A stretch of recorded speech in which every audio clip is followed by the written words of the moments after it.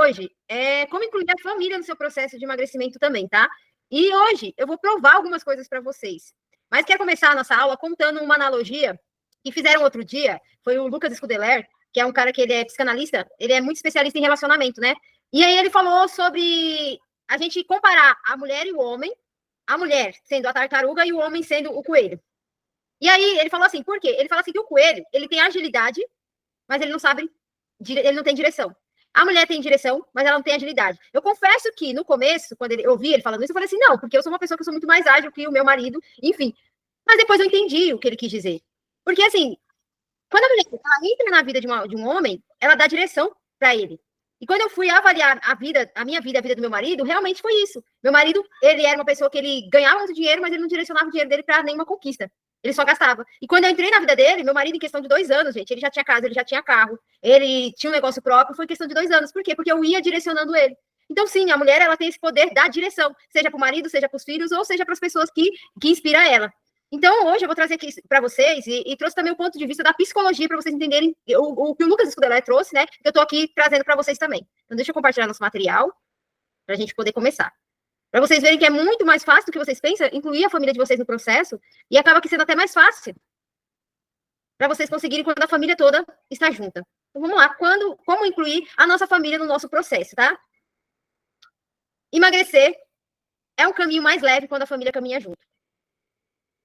Sozinho a gente consegue, mas junto a gente vai mais rápido. Por isso a questão da comunidade, mas a gente sabe que, por mais que a comunidade a gente tenha uma força juntas, é óbvio que quando a nossa família entra no caminho junto com a gente, a força é ainda maior. Por quê? Porque gera conexão afetiva. Então, eu quero trazer isso aqui para vocês, que vocês vão conseguir incluir eles sem nem falar para eles que eles estão no processo de emagrecimento junto com vocês, que é o que aconteceu com a minha família, né? Eu postei já fotos da minha filha, como minha filha era, como minha filha é hoje, meu marido também, que agora recentemente entrou para academia, eu nunca falei para eles fazer dieta, nem nunca mandei eles fazer exercício físico. Óbvio, de vez em quando eu falava sobre questão de saúde e tudo, mas eu nunca obriguei, nem trouxe de uma forma maçante para eles, mas eles acabaram indo, embarcando na mesma que eu, não da mesma forma que eu, mas do jeito deles, eles também foram. Então, para me ilustrar o que eu vou trazer aqui hoje para vocês, eu vou falar sobre desenvolvimento humano, tá? Trazendo aqui a base da psicologia para vocês. O psicólogo que eu vou trazer hoje é o Jean Piaget. Jean Piaget é um psicólogo que falava muito que a criança, a fase até os 12 anos de idade, a criança, ela desenvolve, é crucial desenvolver a parte cognitiva. O que é a parte cognitiva, gente? Tomada de decisão, pensamento, tudo ali, todos os nossos comportamentos, eles é desenvolvido com a nossa parte cognitiva, tá? Então, o Piaget, ele falava muito sobre a parte cognitiva. E ele dividiu a criança em fases, né? Fases não, são estágios, né? Olha, eu já falando errado, são estágios que ele dividiu ali. Por quê? Cada estágio da infância, ele tem uma caixinha diferente.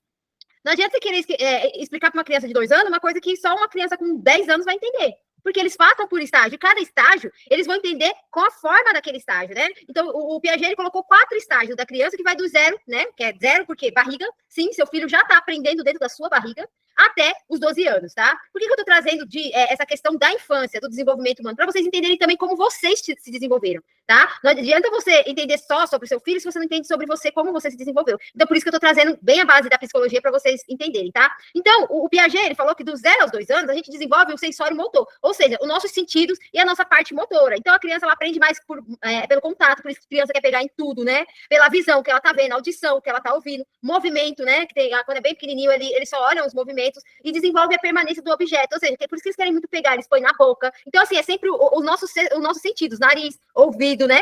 O olhar, a boca. Então, por isso que a criança fica ali colocando as coisas na boca, que é a forma como ele tá se desenvolvendo, tá? Depois ele fala que tem a parte pré-operatória, que é dos 2 aos 7 anos, que ele usa símbolos e linguagem, ou seja, ele começa a fazer associações, tá?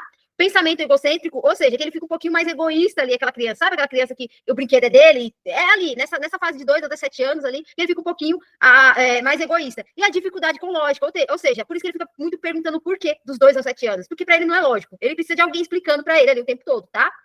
Depois ele vem para a fase que é as operações concretas, que é dos 7 aos 11 anos, tá? O pensamento lógico sobre situações concretas, ou seja, ele já começa, as associações começam a ficar mais lógicas para eles. O que antes não tinha lógica nenhuma, começa a ficar mais lógico para ele. E ele entende a conservação e a classificação, ou seja, a conservação dele, da vida dele, a questão da sobrevivência. E aí tem as operações formais, né, que são dos 12 anos em diante, né? Raciocínio abstrato e hipotético, né? Por isso que tem muito adolescente que chega a ser até irônico, né? Porque ele tá nesse raciocínio aí, tudo ele quer, como é que se diz, ele defende o ponto de vista dele. Capacidade de planejamento e pensamento científico, ou seja, ele já começa a desenvolver o pensamento próprio dele, ali com 12 anos, tá? Mas eu vou trazer aqui de uma forma mais exemplificada para vocês entenderem. Então, aqui, ó, sensório motor, né, que é dos 0 aos 2 anos. O bebê aprende, explora o mundo com os sentidos, né, que é o ver, o tocar, o ouvir, e com os movimentos, né, com ele mexe o braço, ele começa a andar ali nessa fase de 0 a 2 anos, tá? Não entende ainda que existe algo se não estiver vendo, ou seja, ele precisa ver. A criança, ela aprende pelo que ela está observando nessa fase, tá? Se você esconde um brinquedo, o bebê pensa que ele deixou de existir, até que aprenda a permanência do objeto. Ou seja, se você guarda o brinquedo para ele, aquele não existe mais. Então, por isso que muitas vezes ele chora, porque parece que foi embora. Por isso que ele chora quando a mãe sai do ambiente, porque para ele, a mãe foi embora. Não é que a mãe foi ali no quarto, ou a mãe foi na cozinha. Não, para o bebê, a mãe foi embora para sempre. Entendeu? Porque é vendo, ele precisa ver aquilo, é por observação, tá? Aí o pré-operatório, que é dos 2 a 7 anos, a criança pensa. Ela usa a imaginação e símbolos, desenhos, palavras, brincadeiras e faz de conta. Ou seja, ela além da visualização, ela já começa a associar. Então, se você fala para ela assim, isso aqui é um copo de beber água, ou seja, ela já vai entender que esse objeto é para beber água. Então, além dela estar vendo, ela já começa essas associações aí, conforme a gente vai ensinando para aquela criança. Tem dificuldade de entender o ponto de vista dos outros, ou seja, é como se ele tivesse, são pequenos, ele tem pequenas razões, por isso que ele fica toda hora perguntando os porquês, né? A fase dos porquês, que é dali dos 5 a 7 anos. Por quê? Mas por quê, mãe? Mas por quê? Né? Chega a ser até chato, mas é a forma como ele quer ver, ele precisa que você justifique para ele. Ainda não pensa de forma lógica, ou seja, ele não vê lógica ainda nas coisas, tá? Boa noite, Regina. Se você der a mesma quantidade de suco em copos em formato diferente, ela pode achar que tem um mais só porque o copo é mais alto, entendeu? Então, até aquela criança que pensa assim, se você der copos diferentes pro irmão, para ele o irmão tá ganhando mais do que ele, né? Então, começa às vezes até aquela briga assim, mas é porque ele começa a fazer essas associações aí. Então, se o copo não é igual, ou seja, outro tá ganhando mais do que eu, por isso o egocentrismo, tá? Nessa fase. E aí, operações completas, que é dos 7 aos 11 anos, começa a usar a lógica para resolver problemas reais e concretos. Ou seja, ele já começa a resolver as pequenas situações dele, né? Que essa fase já está na escola, já está aprendendo algumas coisas na escola, então ele começa ali a desenvolver, a resolver alguns problemas dele. Entende que mudar a forma de algo não muda a sua quantidade ou conservação, tá? Já consegue ver o ponto de vista dos outros, ou seja, já começa a ter uma certa compreensão dos outros, que antes ele pensava muito mais nele, né? O egocentrismo, agora ele já consegue ver o ponto de vista das outras pessoas também. Agora, né, a criança entende que 10 blocos continuam sendo 10, mesmo que estejam em fila ou empilhados. Ou seja, que antes ele achava diferente, estivesse em lugares diferentes, ele via de forma diferente, agora não. Ele começa a ver igual. Como ele já faz umas associações com lógica, ele já começa a ver que as coisas são iguais, independente de como estejam empilhados, tá? E aí, as operações formais, que é dos 7 aos 12 anos, tá? Como os adolescentes pensam, tá? Consegue pensar sobre as coisas que não vê, como ideias, futuro, hipóteses, por isso que alguns adolescentes até desenvolvem alguma ansiedade nessa época, né? Porque eles começam a ver o futuro, criar ideias, hipóteses na cabeça deles, né? E se eles têm medos, eles começam a viver nesse futuro desse medo aí dentro da cabeça deles. Faz raciocínios abstratos e pensa em problemas mais complexos, ou seja, é a famosa crise de identidade. É ali dos 12 anos em diante. E começa a desenvolver um pensamento crítico e científico, né?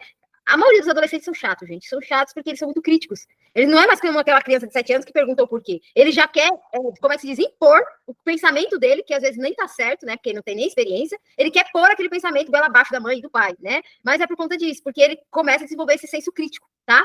Pode entender conceitos como justiça, amor, liberdade, ou imaginar, e se algo acontecesse, né? Então, tomar até cuidado com os adolescentes, para eles não desenvolverem demais esses raciocínios e começar a criar na cabeça dele coisas que nem existem, né? Por isso que a gente vê muito adolescente muito fechado nessa época em casa, né? Quer ficar mais dentro do quarto por conta disso, né? Então, a gente tem que estar sempre observando as crianças quanto a isso. Mas por que eu falei tudo isso? Né? Para vocês entenderem mais ou menos o que aconteceu também com vocês. Então, eu vou mostrar um vídeo aqui para vocês, porque o que você vive hoje, você aprendeu lá na tua infância. Então, comportamentos que você tem hoje, você fez igual essas crianças, você observou, você foi viver, teve vivências, entendeu? Então, aquilo que você foi aprendendo, desenvolvendo lá na tua infância, você carrega até hoje, porque até os 12 anos de idade, você é moldado, entendeu? Olha, já tá aparecendo aqui as adolescentes, eu já passei por essa fase, apesar que minha filha é uma eterna adolescente, que é bichinha crítica, viu? Tá vendo? Essa fase é bem difícil de lidar aí da adolescência, mas por conta disso, desse senso crítico deles que é muito apurado, tá? E agora eu vou trazer esse vídeo para vocês verem. É um vídeo bem forte, mas é a realidade, gente. Então não adianta você só falar com a criança se a criança vê outra atitude de você. It looks like rain again today. Dark clouds gather and fill the sky. Don't know how to talk to you. Just know how to say goodbye. Go back where you came from. Go back where you came from.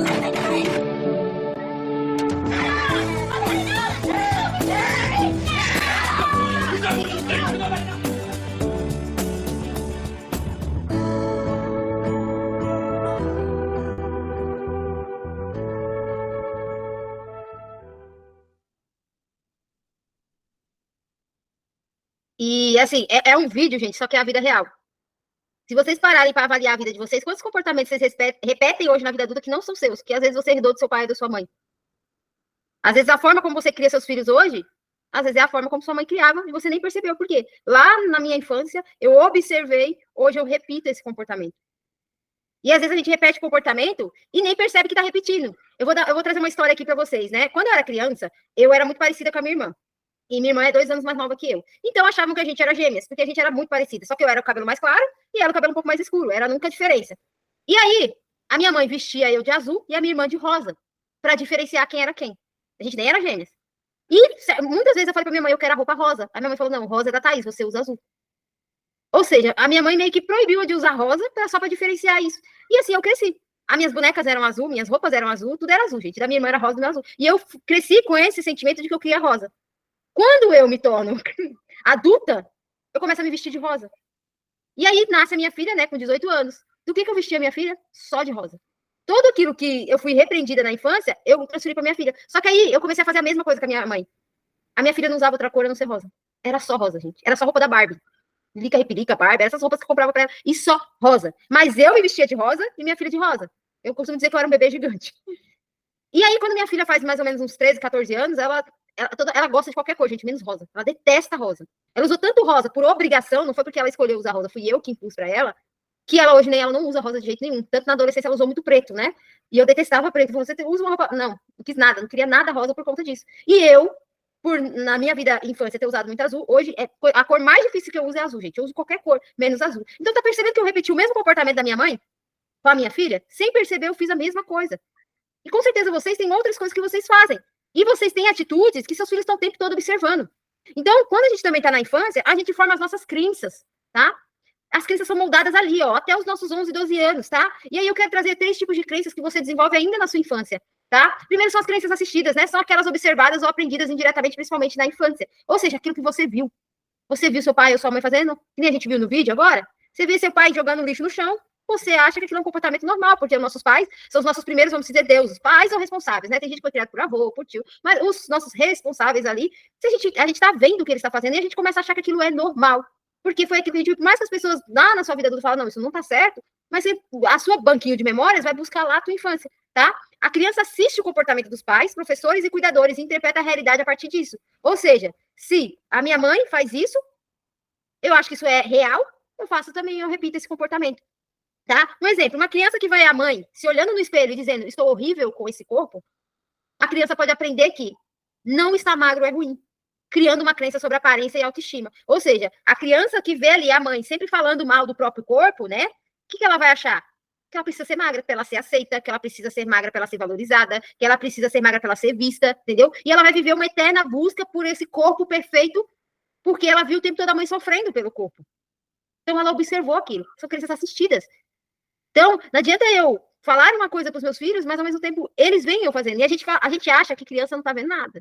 Entendeu? Criança está vendo tudo, tá? Eu tenho uma professora que ela fala, criança não é alho, tá? Por quê? Ela fala criança não é alho. Porque o alho fica ali, ele vai brotando, né? A criança não. A criança precisa de alguém que vai guiando ela e ela tá ali o tempo todo observando esse comportamento, tá? Então, talvez o que você vive hoje, você observou seus pais lá na tua infância. E aí, hoje, você não percebeu, mas você está repetindo comportamentos. Ou você tem crenças que vieram daquele momento ali. E aí, o segundo tipo de crença são as crenças verbalizadas, né? São aquelas ditas diretamente para a pessoa, com palavras que impactam profundamente. Podem vir de críticas, rótulos, julgamento ou até brincadeiras. Ou seja, né? Vou dar um exemplo. Mãe que fala assim, essa criança não consegue fazer nada sozinha.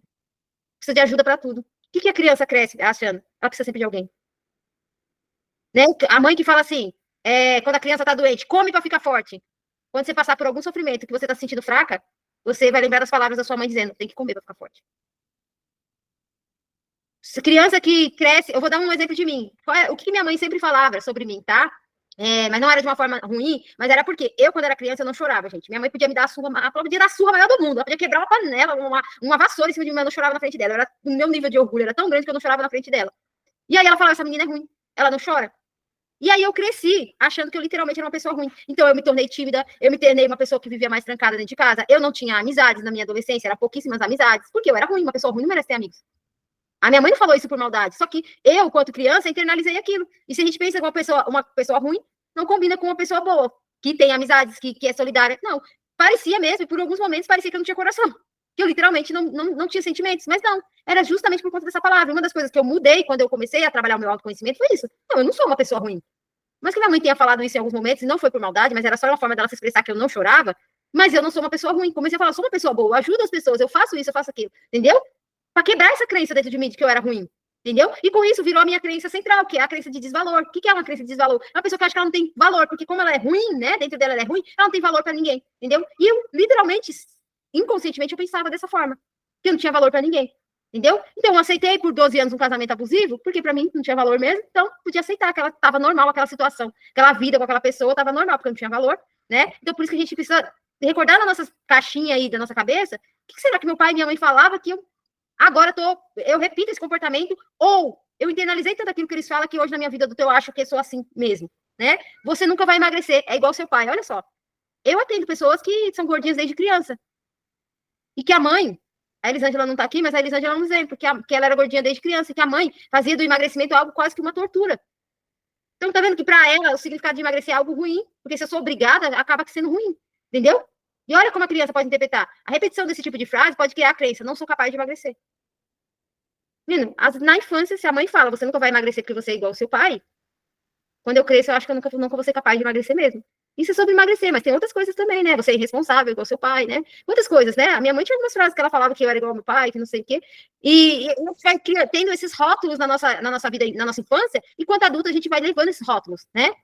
Mentirosa pode ser, você está banada, você é preguiçosa, que mais? Você é lerda, entendeu? São coisas que às vezes nós, mãe, falamos, eu tô falando nós, porque eu também, algumas coisas eu falava pra minha filha, muitas vezes eu falei pra ela que ela era igual ao pai dela, e na verdade minha filha é igual a mim, não é igual ao pai dela, não, entendeu? Mas muitas vezes eu repeti isso. E hoje eu falo, minha filha não é igual ao pai dela, não é. Ela é muito mais parecida comigo do que com ele. Mas eu, quando ela era criança, muitas vezes eu falava assim. E tem um último tipo de crença, tá, gente? E essas crenças, de todas que eu tô falando aqui para vocês, tanto as assistidas quanto as verbalizadas, são crenças que ficam muito fortes, tá? Mas tem algumas que marcam a nossa vida, que são as crenças vividas. É aquilo que eu vivi. É eventos que aconteceram na minha vida e que marcaram a minha vida, né? São aquelas experimentadas na prática, através de situações reais marcantes, né? A pessoa vive algo que gera dor, vergonha, fracasso ou abandono. E tira uma conclusão sobre si ou o mundo, né? Então, vamos lá. Por exemplo, uma criança que sofreu, por exemplo, o abandono de pai na infância. Aquilo talvez gerou uma dor para ela, a dor do abandono. Então, quando ela cresce, muitas vezes, quando ela está tentando emagrecer, ela é a pessoa que se abandona. Porque ela viveu aquilo na infância. É como se ela estivesse relembrando aquela dor da infância a todo momento. Então, ela não. A mesma dor que ela viveu do pai embora, ela também. Como se ela se abandonasse o tempo todo, tá? Um exemplo aqui: alguém tenta emagrecer várias vezes e falha repetidamente. Pode formar a crença, nada funciona comigo, eu sempre vou fracassar. Porque em algum momento na infância dela, ela passou por uma situação de fracasso. E aí, na vida adulta, ela acha que ela sempre vai fracassar. Eu tenho uma situação que aconteceu comigo, que foi muito humilhante na minha infância, que foi, não, já tinha uns 12, 14 anos, não lembro, que a minha irmã, que hoje é falecida, ela deu muito trabalho para minha mãe, deu muito trabalho mesmo, gente, com namorado, com sair para balada, enfim. E essa minha irmã começou a cabular a aula e vinha para casa para ligar pro Disque Amizade naquela época, gente, era Disque Amizade. O telefone era muito caro naquela época, né? E eu ficava sozinha na parte da tarde. E aí, o que aconteceu? Quando chegou a bendita da conta, minha mãe olhou o horário, 3 horas da tarde, quem é que ficava em casa? Eu, sozinha. A minha mãe me deu uma surra, gente. Eu nunca esqueço dessa surra. Ela me deu uma surra. E eu o tempo todo falando pra ela que eu não tinha ligado, mas também não acusei minha irmã, só falava que eu não tinha sido eu. Mas minha mãe não quis nem saber, né? Minha mãe era muito grossa com a gente, então ela não quis nem saber, me bateu e tal, beleza. Um mês depois, teve reunião da escola, e minha mãe descobriu que minha irmã estava só cabulando a aula, foi perguntar pra minha irmã o que ela estava fazendo, ela falava que ia pra casa. E foi que minha mãe descobriu que as ligações não eram minhas. Minha mãe nunca me pediu desculpa por isso, moral da história, ela nunca pediu desculpa por isso. Mas eu fiquei com aquela visão de raiva de quando alguém fala que eu tô mentindo. Você quer me ver eu perder todo a minha calma, gente, alguém me disser que eu tô mentindo. Porque volta lá naquela situação de vergonha, de humilhação. Então, literalmente, ainda dói em mim, apesar de eu achar que eu já perdoei isso, mas mesmo assim ainda dói em mim, me incomoda alguém me falar que eu tô mentindo quando eu tô falando a verdade. Entendeu? Porque foi isso que gravou lá, foi que eu vivi. E se eu lembro, gente, é que eu vivi. Então, eu até faço uma reflexão na vida de vocês. Será que vocês também não viveram coisas que ainda causam dor para vocês? Mesmo tendo se passado tantos anos? A gente repete comportamentos. A gente vive os nossos traumas. E sabe o que é pior? A gente repassa isso para os nossos filhos. Sem querer, a gente acaba repassando isso para os nossos filhos. Então, não adianta só você falar só com seus filhos se o seu comportamento mostra diferente. Eu preciso me comportar para que eu seja exemplo, para que a minha família também venha comigo. Então, trazendo agora para o nosso assunto de hoje, né?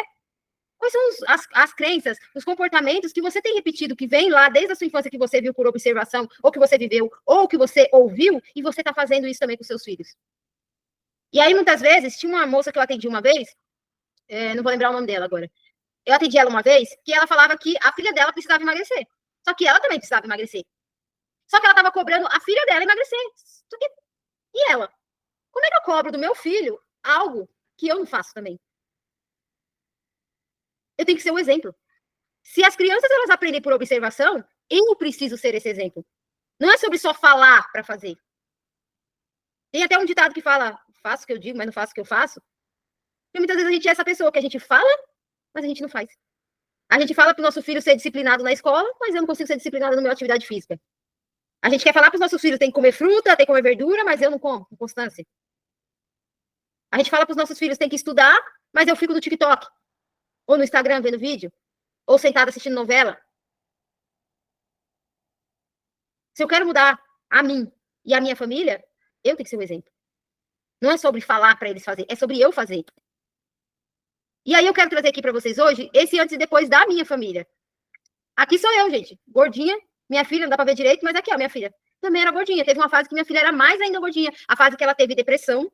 Acho que eu nunca falei sobre isso abertamente, mas a minha filha, a dos 15, não, tinha 15. Ela tinha 15 até 19 anos, foram quase 4 anos aí, que eu lutei para ajudar minha filha a curar a depressão dela, tá? E a depressão da minha filha foi devido ao abandono do pai dela, primeiro, foi o que deu início à depressão dela, mas também o meu abandono. Como que eu abandonei minha filha? Porque eu repeti um comportamento da minha mãe, que era só trabalhar. Como eu não queria que faltasse nada para minha filha após a minha separação, eu comecei a trabalhar em 2 empregos. Então, teve uma época, acho que foi de 2019 para 2020, eu já tinha saído, foi quando começou a pandemia, né? 2018, 2019, eu trabalhei em 2 empregos. Quem é antiga minha seguidora sabe que eu trabalhava no buffet no final de semana. Então, eu não tinha mais tempo com a minha filha. Eu passava de segunda a segunda trabalhando. A minha única intenção era não deixar faltar nada dela. Isso era a mesma coisa que a minha mãe fazia. A minha mãe também trabalhou. A minha mãe também, ela trabalhou em 2 empregos. A minha mãe conta muito essa história que quando eu nasci, com 38 dias, a minha mãe foi trabalhar. Eu saí da amamentação com 38 dias, por isso que também eu tenho o compulsivo emocional, que é o compulsivo emocional do mais, que eu queria mais, amamentar mais, mas aí a minha mãe saiu, né? Quando a gente faz análise de perfil, a gente vê. Então, assim, eu fui abandonada e sem querer eu abandonei minha filha também. Eu repeti o comportamento. E aí minha filha sofreu o trauma do abandono do pai dela, né? Houve uma ruptura, não pela nossa separação, mas porque o pai dela casou com uma outra pessoa e acabou abandonando ela, deixando ela de lado. E aí, ao mesmo tempo, eu também abandonei minha filha, o que fez com que minha filha se sentisse abandonada e gerou uma depressão aí dos 15 até os 19 anos, né? Os 2 primeiros anos foram anos bem difíceis. A minha filha tentou suicídio por 2 vezes, né? Acho que essas coisas eu nunca contei abertamente, mas a minha filha tentou suicídio 2 vezes, uma vez por remédio, outra vez por tentar cortar os pulsos. A minha filha tomou remédio durante 4 anos, remédio de depressão. Tratou com psicólogo, eu tive mês de gastar R$ 400 em remédios, foi uma fase muito difícil muito da minha vida, e eu falo que meu marido entrou na minha vida no momento que eu precisava de alguém para me ser suporte, porque senão eu não tinha aguentado tudo isso que eu passei nesses 2 anos. Mas, dentro do que eu trouxe aqui para vocês percebem que foi um comportamento que eu repeti da minha mãe, sem querer. Eu achava que era isso, a gente não podia deixar faltar nada material, né? E trazer uma frase que eu ouvi da psicóloga, um dia eu muito desesperada, eu falei para a psicóloga, não está adiantando, a minha filha está tratando com psiquiatra, está com psicólogo, mas ela não está melhorando. E aí a psicóloga falou assim, ela falou para mim que ela sente falta de você. Aí eu falava para a psicóloga, mas eu dou de tudo para ela, eu trabalho que nem uma condenada para não faltar nada. Aí ela falou assim, exatamente, ela me disse a mesma coisa, que você nunca deixou faltar nada para ela, só que você deixou faltar você. O amor de mãe, a atenção de mãe. Aquilo ali, quando a psicóloga falou, gente, quebrou meu coração em pedaços. Eu falei assim, eu vou. E foi quando eu larguei o segundo emprego, né? E eu falei, Deus me ajuda, porque eu precisava daquele dia, mas eu larguei o segundo emprego. E foi tão bom que foi aí quando eu comecei a trabalhar com emagrecimento, né? Foi meu primeiro grupo lá em 2020, 10 dias de jejum com a Clau. E aí as pessoas começaram a entrar nos grupos de emagrecimento. E por isso que eu agradeço, né, a todas as minhas seguidoras que foram entrando nos grupos, por quê? Porque elas me ajudaram a passar por essa fase, até financeiramente, porque eu gastava muito dinheiro com remédio, com psicólogo e psiquiatra para minha filha nessa época. Tá? E a minha filha nessa época, não tá a foto aqui, mas nessa época que ela teve depressão, a minha filha eu acho que chegou a pesar uns 80 quilos. Ela ficou bem, bem gordinha mesmo. Acho que tem uma outra foto aqui de quando ela começou a reagir, de como ela tava. Hoje minha filha normal, magrinha, como ela sempre foi. E aí, eu mudei e a minha filha acabou mudando também, entendeu? Até a cura da depressão da minha filha foi a minha cura também. eu precisei me curar também para que a minha filha se curasse, entendeu? Esse antes e depois dela, hoje eu acho que ela tá até um pouco mais magra que essa foto aqui. E aqui tá o antes e depois do meu marido, né, gente? Olha, o meu marido, eu não consegui achar uma foto, mas eu acho que ele teve uma época que ele tava até mais gordinho que isso, barrigudo, vivia bebendo, não queria saber de atividade física de jeito nenhum. E hoje meu marido tá aqui, nunca pedi para ele ir pra academia, ele hoje vai pra academia comigo, já emagreceu, meu marido ele chegou a pesar 92 quilos, hoje ele tá com 77, então foram 15 quilos aí que ele perdeu, eliminou, tá indo pra academia regularmente, a gente tem 7 anos juntos, depois de 7 anos, apesar de que ele sempre fazia uma caminhada comigo, às vezes ele corria, mas depois de 7 anos juntos, eu sempre na academia, ele resolveu por si só, sem eu nunca ter pedido para ele ir pra academia comigo, e estamos aí há quase 4 meses juntos na academia. Então, assim, foi um exemplo, gente. O exemplo sempre arrasta. Você quer a sua família com você, seja exemplo. Você precisa se posicionar. Como que é se posicionar? Não adianta, hoje eu tô sendo saudável, amanhã meus filhos e meu marido veem eu não sendo saudável. Que é o que a maioria reclama. Mas eu tô na dieta e meu marido na sexta-feira trouxe pizza. Mas você vai lá e come a pizza, ele vai sempre trazer a pizza. Porque ele não é nem pra te sabotar, muitas vezes, né? Claro que a gente tem relacionamentos e relacionamentos, mas às vezes não é pra te sabotar. Às vezes é porque você não se posicionou como. Eu vou dar um exemplo. Eu parei de consumir açúcar em novembro de 2023. Novembro de 2023. Meu marido chegou ainda a comprar um doce, chocolate para mim. Só que ele trouxe, eu falei assim, você sabe que eu não vou comer, né? Você trouxe, eu agradeço, mas você sabe que eu não vou comer. Vai você e a Evelyn comer. E demandou um tempo, período para ele entender que realmente eu não como mais açúcar. Então hoje ele nem compra nada mais para mim. Mas por quê? Porque eu me posicionei. Não adianta hoje você falar uma coisa e amanhã você está tendo outras atitudes. A sua família não vai entender essa mudança toda hora, né? Ou eu sou uma coisa, ou eu sou outra coisa. Você quer ser saudável? Não tô nem dizendo que dá pra você comer nada, não, tá, gente? Eu tô dizendo que o quê? Não adianta você falar assim, falar pro seu marido, vamos fazer atividade física comigo? Aí você fala um dia, 2, terceiro dia você não vai mais. E aí, seu marido larga tudo e você fala, mas se você tivesse continuado comigo, culpando as pessoas, né? Que foi um pouco do que eu falei no áudio hoje, a gente ser responsável pelo nosso processo, né? Você quer que as pessoas, a sua família adere ao seu processo, você precisa se posicionar. Eles têm que ver você viver isso. Cuidar de você é cuidar da família. Não existe nada no emagrecimento que a tua família não possa fazer. Comida saudável, comida de verdade, deveria ser a opção da tua família. Atividade física, que seja uma simples caminhada, alguma coisa, deveria ser a opção da sua família. Não tem nada no emagrecimento, isso é saúde, gente. Isso não tem a ver com corpo magro, com músculo, com nada. Isso é saúde. E se eu quero saúde para mim, eu quero saúde para quem tá comigo também. Para os meus também. E aí, ó, trouxe aqui para vocês, aqui, ó, o que eu fiz para incluir minha família nas atividades. Olha aqui, a minha filha aqui, ó. Falei que, ó, aqui, ó, como ela tava gordinha. Isso aqui é pandemia, ó, 2020. Pandemia 2020, eu ia levar eles pro parque pra caminhar junto comigo.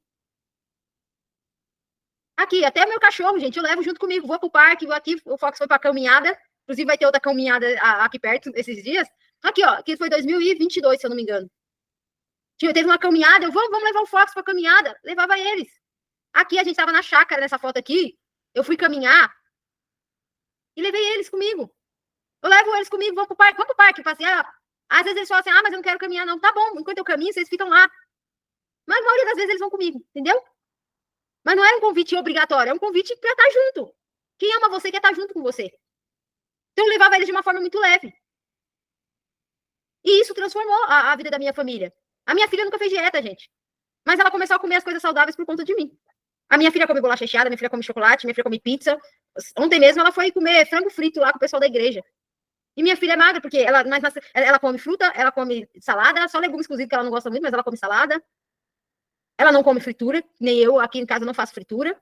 Tudo é feito ou na airfryer, ou é cozido, ou é assado. É dessa forma que eu faço só para mim, eu faço para eles também, entendeu? Tomo cuidado de pouco óleo, é pouca gordura nas coisas, não é só para mim, é para eles também. Como eu disse, não tem separação na minha comida. A minha comida é igual a deles. A diferença é que eu quase não como arroz e feijão, mas eles comem arroz e feijão. Mas eu não faço comida separada, gente. Porque se você quer comer saudável, a tua família também vai comer saudável. É até egoísta você querer só você ser saudável e eles não. Deixar eles adoecer e você ficar saudável. Mas eles vão acompanhar você pelo exemplo. Pela forma como você traz isso para eles. Se ser saudável for uma obrigação, eles vão sentir dor. E talvez você seja aquela pessoa que na sua infância te obrigaram. E aí você traz para eles de uma forma muito, tem que comer, tem que comer, tem que comer. Não. Apresenta de uma forma mais saudável para eles, de uma forma mais, que você traga mais, você mostra que isso está sendo bom. E eles olham a observação, como eu disse, mostrei para vocês no começo, observação. Você acha que as crianças não estão observando, eles estão o tempo todo observando vocês. E na vida adulta, serão adultos parecidos. Por que muita gente se torna obeso já adulto? Na infância, houve situações ali que aconteceram, mas que só se estourou na vida adulta. Quando você passa pelo mesmo gatilho da tua infância, você se estoura na vida adulta. Eu não era obesa quando era criança. Eu me tornei obesa quando eu engravidei. Por conta das crenças. Uma das crenças que a minha família tem é que todo mundo que casa engorda. Crença, crença. Não é porque você casou que você tem que engordar. Uma das crenças da minha família é quando você tem filho, seu corpo nunca volta ao mesmo. Hoje meu corpo é até melhor do que quando eu tinha 16 anos. Crença. A gente acredita aquilo como uma verdade e repete o comportamento sem perceber. E aí eu trouxe aqui para vocês qual o segredo de incluir a família, né? Então eu trouxe aqui alguns pontos que eu usei, que eu trouxe aqui para vocês colocarem também em prática aí, para vocês colocarem a sua família. Por quê? Se a família está incluída, gente, o emagrecimento começa a se tornar mais leve, tá? Apoio emocional mútuo, tá? Inclui a tua família. Traga para eles como você está se sentindo. Eu fazia um atendimento semana passada, em que a pessoa falou que ela contou pro marido dela a forma que o marido dela não tinha ideia do quanto ela se sentia mal com o corpo dela. E aí ela trouxe isso pro marido dela, e o marido falou: eu vou te ajudar então, eu vou começar com você. Apoio emocional mútuo. Você não tá bem? Você precisa trazer isso para quem tá com você, seja marido, ou seja irmão, ou seja pai e mãe, fala assim: me ajuda, porque eu preciso de apoio, desse apoio emocional, quando eu não estiver me sentindo bem. Não tem nada de errado você pegar esse apoio mútuo. Meu marido mesmo, ele me apoia. Tem dia que eu falo, não tô bem hoje. Teve uns dias atrás que eu tava muito mal, mas era TPM. E eu comecei a chorar e eu falei assim, eu acordo de madrugada, eu rezo por todo mundo. E quem é que reza por mim? Ele falou umas palavras bem bonitas pra mim. Mas aquilo me acalmou. Mas eu falei. Eu precisava daquele apoio emocional. Mesmo que era TPM, mas naquele momento eu precisava do apoio dele. Entendeu? Metas coletivas que fortalecem a união, né? Recentemente vocês viram fazer um desafio com o meu marido, né? Então, na verdade, foi mais para ele do que para mim, que ele tava um pouco meio perdido na comida, assim, e aí acabou também que eu acabei dando uma secada aí, perdi uns 4 quilos, 4 quilos e pouco. Mas eu fiz a meta junto com ele. Vamos fazer isso, vamos fazer aquilo. Às vezes eu faço isso com a minha filha também, ó. Vamos fazer isso, vamos fazer aquilo. Que nem eu faço jejum, às vezes dia de sexta-feira, às vezes minha filha me acompanha, ela faz jejum também o dia inteiro comigo. Então, metas coletivas. Você pode. Ah, vamos fazer isso juntos? Homem é competitivo, gente. Homem por si só é competitivo. Se tocar ali, no caso do meu marido, a gente competiu o dinheiro, né? E eu ganhei o dinheiro, a gente competiu o dinheiro. Então, assim, faça meta junto com a sua família. Criação de um ambiente saudável para todos. Como eu disse, tem que ser para todos. Alimentação para todo mundo. Não separa a comida sua, não, até porque você vai se sentir mal comendo separadamente deles, entendeu? Cria esse ambiente saudável para todo mundo. E você pode, ó, o que eu faço? Por exemplo, meu marido ele gosta muito de sair no sábado. Quase é muito difícil um sábado que ele não quer sair para comer nada. Esse sábado, por exemplo, eu não tava afim de comer nada, gente. Não tava com comer pizza, nem hambúrguer, nem nada. Eu falei pra ele, eu aceito, mas só se for comida. Aí ele, então vamos comer um baião de dois. Ok, vamos lá. Comi um baião de dois com meu marido. Eu proponho pra ele as coisas, mas de uma forma saudável. Quando eu não quero, ele quer pizza, eu não quero, não, eu falo, ó, hoje eu não quero pizza, pode pedir pra você e pra Evelyn, hoje eu não quero, tá tudo certo, entendeu? O dia que eu quero, eu vou lá e como com eles. O dia que eu não quero, ele já sabe, se eu falar não quero, e geralmente ele muda de ideia. É muito difícil o dia que ele fala assim, não, eu vou comer a pizza mesmo. Geralmente ele muda de ideia, porque o que ele quer é a minha companhia. Também, tá? Comemorações das pequenas vitórias. Você conta para seus familiares, seja os filhos, seja o marido, ou seja a irmã, sobre as suas vitórias, para comemorar juntos? Perdi mais 1 quilo, ó, conquistei, consegui, ó, vestir essa roupa aqui agora. Eles vão querer comemorar junto com você também. Exercício e atividades físicas em grupo, como eu mostrei para vocês, a foto da minha família. Eu ia caminhar, eu levava eles junto, no sábado e no domingo. Mais no domingo, né? No sábado era bem difícil que eu trabalho. Mas no domingo, às vezes minha filha no sábado, ela fala, na sexta-feira ela fala, mãe, sábado você for caminhar no parque, eu vou com você. Quando ela não dorme muito tarde, ela no sábado às vezes vai comigo. Ah, o cachorro, você vê direto, eu postar foto sábado agora mesmo, o Fox foi caminhar comigo no parque. Ontem também, fui caminhar no parque, o Fox foi comigo também. Eu levo cachorro, gente, junto comigo. Então, faça atividades em grupo, junto. Torna divertido estar junto com a família. Educação alimentar compartilhada para todos, entendeu? A comida. Frutas, legumes e verduras, sua família também pode comer, não é só você não, porque isso não é de dieta, isso é de saúde. Todo ser humano pode comer frutas, legumes e verduras. E conforme você vai se tornando saudável, a tua família vai tornando saudável também. Então compartilha, não faça só para você, faça para eles também, tá? No começo talvez eles rejeitem, não queiram, mas faça de uma forma divertida, principalmente criança precisa ser colorido, precisa ser gostoso, entendeu? Tá bom, Renata? Então, criança tem que ser divertida, não adianta você querer só forçar seu filho a comer. Torna aquilo também divertido na hora de comer para eles, tá? Quando a família participa, o emagrecimento se torna não apenas um objetivo individual, mas uma conquista coletiva, que pode ser mais duradoura e prazerosa. Então você muda, você tem esse poder de mudar o seu ambiente, conforme você vai incluindo ele junto. Quer fazer uma receita? Chama seus filhos para ajudar. Faz uma receita saudável, chama eles. Dá para eles experimentar. Esses dias eu não lembro o que eu estava comendo, gente. Não sei se era uma omelete, não era omelete, era alguma coisa bem diferente. E meu marido falou, deixa eu experimentar isso aí, isso é bom. Ah, lembrei, tâmara. Eu tava comendo tâmara. E aí meu marido, deixa eu experimentar isso é bom. Aí ele comeu e falou, nossa, isso é bom, né? Saudável, mas é bom. Então, assim, traz para eles também. Experimentar, comer, faz uma receita juntos. Chama os filhos para fazer atividade física juntos, né? Quem mora aí na praia, vamos fazer uma caminhada na praia juntos? Ver o pôr do sol nascer? Eu já fiz isso, já fui pra praia, falei pro meu marido, vamos caminhar na praia e ver o pôr do sol? Nós saímos 5 horas da manhã para ver o pôr do sol na praia. Tem fotos aqui desse pôr do sol e tudo. Então, mostrei uma coisa legal, ver o pôr do sol, mas ao mesmo tempo uma atividade. E incluindo ele também. Entendeu? Então é assim que você inclui a sua família, tornando isso leve para eles. Não adianta querer obrigar eles a fazer só por obrigação. Mas se você tornar isso mais divertido e mais leve, eles vão querer fazer. E aí, quero trazer esse segundo vídeo aqui para vocês refletirem, tá bom? Principalmente quem é mãe aí vai refletir muito sobre isso. If you could have dinner with anyone, living or dead, who would you choose? Kylie Minogue. Oh. Marilyn Monroe. Oh, God, I wouldn't have a clue. I know, straight up. Paul Hogan. Kim Kardashian. No. I'd like to have dinner with Justin Bieber. What? He's not come to my house. So, I'd have Bob Hawke. Dave Hughes. Barry Humphries. Jimi Hendrix. People who have made a difference in the world, maybe Nelson Mandela at the dinner table. I don't know what he's going to say, I'm scared. If you could have dinner with anyone in the world, who would you choose? Probably our whole family, like our whole extended family. Mum and Dad. Mum and Dad. Does it have to be a celebrity? Could it be family? We love it. We talk about how school is. We ask Mum and Dad how their day was. Family. Yeah, Mum and Dad. Family. Who would you like to have dinner with? They just want to be with us while they're eating food, which is pretty cool. They see us above everything. I'm going to get... Yeah. Bit of a message in it for me. Yeah.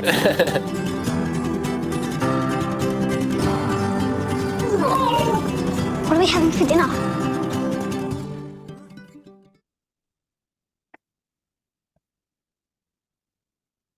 Fizeram essa pergunta para os adultos, com quem você sairia para jantar? Os adultos falaram artista, alguém importante, um monte de coisa. Perguntaram a mesma pergunta para as crianças falaram, a minha família.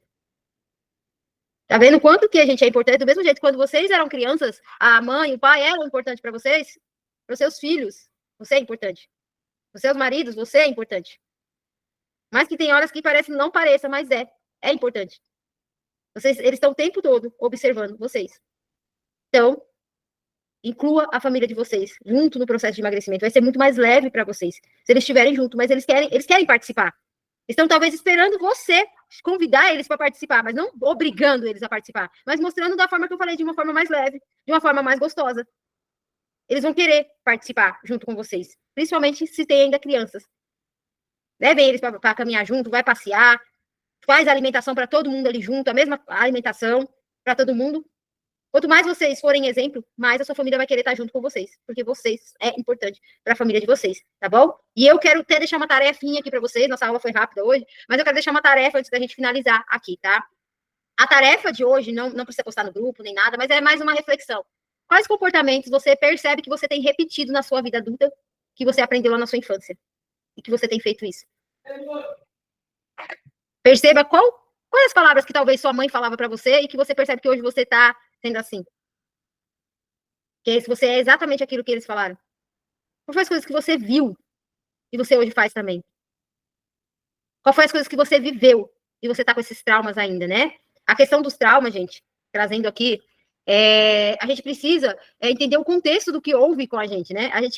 Tem coisas que a gente só entende quando a gente é mãe, né? A gente julga muito nossos pais, mas você acha que a gente agiria da mesma forma também? Se eu tivesse 6 filhos igual a minha mãe tinha, eu acho que eu surtava igual ela surtava. Porque eu tinha uma só, gente. Eu já surtei um pouco. Minha mãe tinha 6. Então, o fato da minha mãe ser estressada do jeito que ela era, e é até hoje, né? Hoje um pouco menos, mais do jeito que ela era, que ela não sabia o que fazer com 6 filhos sozinha. Então, ela agia o tempo todo nas emoções, no estresse que ela vivia o tempo todo, a preocupação de nunca deixar faltar. E graças a Deus, minha mãe nunca deixou faltar nada pra gente. Mas hoje eu olho minha mãe com outro olhar. O olhar de como ela deu conta. Esse é o olhar que eu vejo minha mãe hoje. Como é que ela conseguiu dar conta? Então, assim, olha para tua infância. Se você tem alguma questão ainda com seu pai, com a sua mãe, toma a decisão de perdoar. Perdoar não é esquecer, tá, gente? A gente lembra. Eu falei para vocês, eu lembro dessa história da minha mãe, e eu entendo que a minha mãe, ela agiu pela emoção dela ali. Eu lembro da história, mas eu não tenho raiva nenhuma da minha mãe daquilo ali ainda. Nem tô esperando aquele pedido de desculpa dela ainda. Entendeu? Porque eu também olhei pra minha vida e falei, cara, quantas coisas eu agi errado com a minha filha? E teve consequências. Uma das consequências foi a depressão da minha filha. Teve consequências, mas ainda tive tempo de consertar tudo isso. E mostrar uma nova mãe para minha filha. Né? Hoje a gente é até mais próxima. Então, assim, se tá faltando esse perdão, perdoe a sua família. A sua mãe fez o melhor que ela podia com aquilo que ela tinha. Seu pai fez o melhor que tinha. E você também.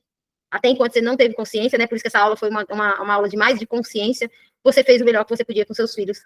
Porque você não tinha consciência. A partir do momento que eu já tenho consciência, eu já entendi que eu tô fazendo coisas que eu não deveria, que eu tô repetindo comportamentos com os meus filhos, você toma a decisão de mudar. Tá bom? Então, essa semana eu quero que você faça essa reflexão. Quais são os comportamentos que eu percebi agora, que eu preciso mudar, para que não se repita com os meus filhos a mesma coisa que se repetiu comigo, tá? Seja você o exemplo da mudança que espera na sua família. Atitudes inspiram mais do que palavras, tá bom? Atitudes inspiram mais do que palavras. Eu perdoo o abandono de 29 anos do meu pai. É isso, é sobre isso. Parabéns, Tamires, por essa decisão. E eu sempre costumo dizer, gente, que o perdão, o não perdão, é você se ferindo. Você não tá ferindo a outra pessoa, porque às vezes a outra pessoa não tá nem aí pra você.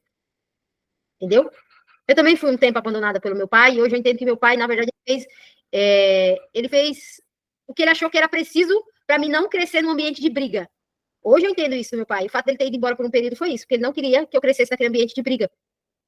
Mas isso doeu no meu coração por um tempo, mas hoje não dói mais. Hoje eu já perdoei também meu pai. Tá vendo? Ó, tá, mas ainda ele veio morar com você. Isso que é uma atitude, é a gente ser humilde e entender. Nossos pais, eles erraram, mas tá tudo certo. Eles erraram com palavras, eles erraram com atitudes, mas eles fizeram aquilo que eles tinham consciência, eles achavam que era certo, que ia ajudar. Então, perdoar é uma decisão que liberta você. Não é eles, seu pai, sua mãe. Se der para pedir perdão ou de dar esse perdão para eles, tá bom. Se não, pega um papel, escreve tudo que você queria falar para seu pai, para sua mãe, sabe? Pega um papel, rasga naquele papel tudo aquilo que seu coração tá guardado, assim. Se for outras pessoas também, tio, tia, sei lá, avô, tudo aquilo. Pega um papel, escreve tudo nesse papel, sabe? Solta tudo isso do seu coração, queima esse papel e joga fora. Se liberta disso aí. Se liberta. Que falaram pra você, falaram que você era ruim, falaram que você não conseguia fazer nada sozinha, que você era lerda, que você era mole. Joga tudo isso no papel, perdoa todo mundo e vai fazer bem pra você, tá bem? Vai fazer bem pra você, não é pra eles, é pra você principalmente. Um coração pesado é um corpo pesado também. Coração pesado é um corpo pesado. Eu preciso me liberar. Não carregar o passado, gente. O passado já foi. O futuro é o que importa agora e o futuro é construído no hoje. Tá bom?